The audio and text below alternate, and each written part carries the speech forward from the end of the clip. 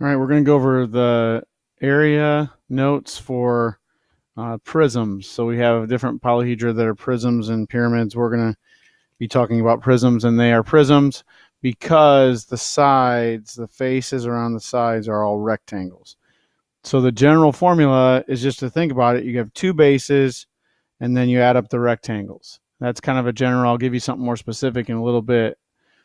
So starting out here, this is a rectangular prism. And with the rectangular prism, it doesn't matter which you decide to be your basis. So kind of depending on how it's tilted, I'm just going to use the bottom, what looks like the bottom of this, because I think that's what you would call your basis. So we have two of those, and they are both 12 by 6.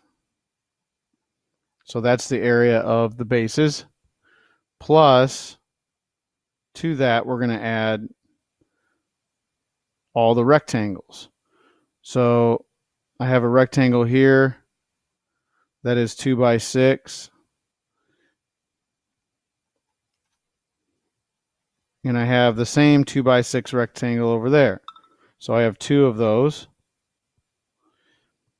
And then I have in the front here, I have a rectangle that is 12 by 2. And I have two of those. Notice we have a total of 6 here. You may see this formula some different ways. I don't think you want to memorize it because you can basically add up the area of all the sides. And that would give your total surface area in meters squared. Sometimes you see this as take these two sides and double it, these two sides and double it, these two sides and double it. That's essentially what we did here. Okay, going to the next one. This is a triangular prism because the bases are triangles.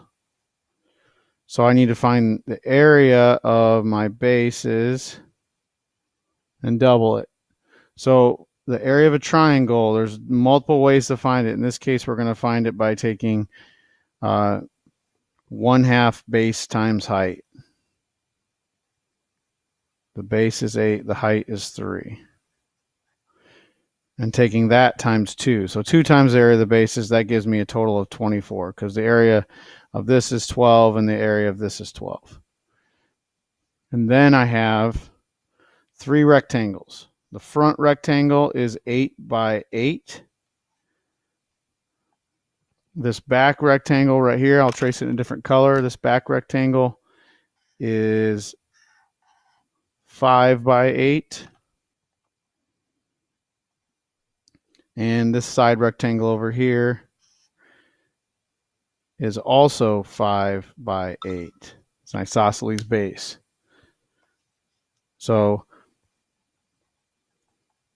again, you can just add those amounts. So you have a top and a bottom. They're both 12, and you have the 6440. You can add them up to get your final answer. Okay, going down to the next one. This has 1, 2, 3, 4, 5. So this is a pentagonal, not a pentagonal, pentagonal prism. And so I need to still take 2 times my bases. Well, the base area of a pentagon is 1/2 AP. So I'm going to take 2 times 1/2. The apothem, 4.1. And the perimeter, I'm going to have to find. It looks like one side is 6. So the perimeter, 6 times 5. And that's what we just got done doing with the last test. So 2 times the base. Area of one base, 1/2 AP. That's the top and bottom. And then I have rectangles. Now, all of these rectangles are like that net we made in class. All of these rectangles are the same. They are all 6 by 4. If you look, 6 across there and 4 there. So each rectangle is 24, and there are 5 of them. So whatever that calculation comes out to, let me multiply it out real quick.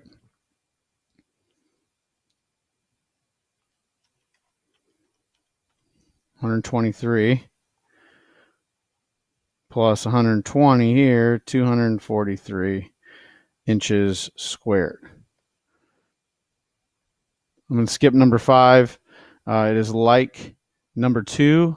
You could get some practice here if you're not in class and see if you can figure it out. Your area, your final area should be 678 kilometers squared. With a rectangle, you don't really have to follow this formula. You can just add up the sides. Again, right here we have a pentagonal prism. So we have 2 times the bases. So I'm just going to write 2 times 1/2 AP because I know the base is 1 AP. Plus I have 5 times the area of one rectangle.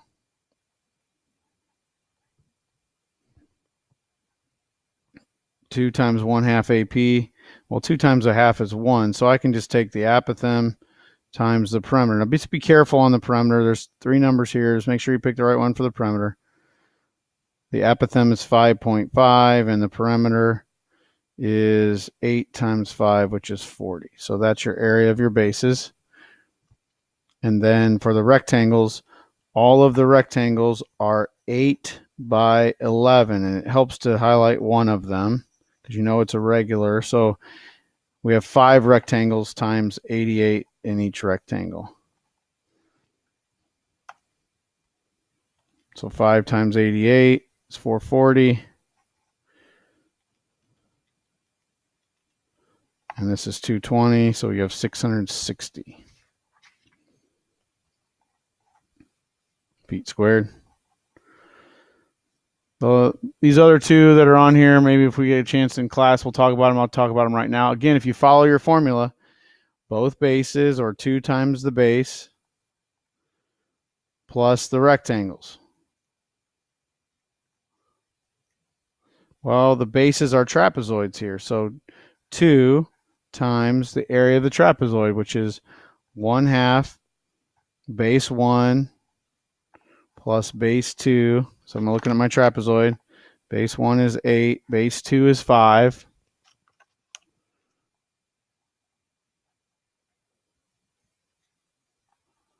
Times the height, which they drew a little arrow, which is 4.8. So that 2 times the area of a trapezoid, 1/2 base 1 plus base 2 times height.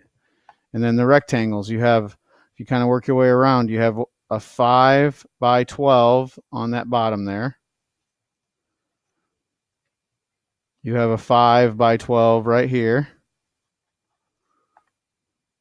You have an 8 by 12 on the top. Separate those with parentheses. And then over here, you have another 5 by 12. It's like an isosceles. But that one was one that doesn't fit so nice and neat, and you have to kind of follow. You just work your way around, sometimes coloring things in. But again, the bases are the non-rectangular pieces. Okay, so the last thing I'll show you here, there is a shortcut. And it kind of looks like our formula, but it kind of doesn't. You might see this formula, and you can use it if you want to. This only works for regular prisms. 2B, where B is the base, the area of the base, plus P times H. H is the height of the prism, and P is the perimeter of the base. So just be careful because you see H sometimes inside the area formulas of other shapes, and B as well. But B, capital B, stands for the area of the base. If you look back how we did these problems, that's exactly how I worked through this. 2 times the base plus the perimeter, which was 24, times the height. Or in this case, the perimeter is inside of that, inside of there, that 24 mixed together. Okay, so you don't have to use this, but this formula, once you work your way through it, you may see that as a shortcut.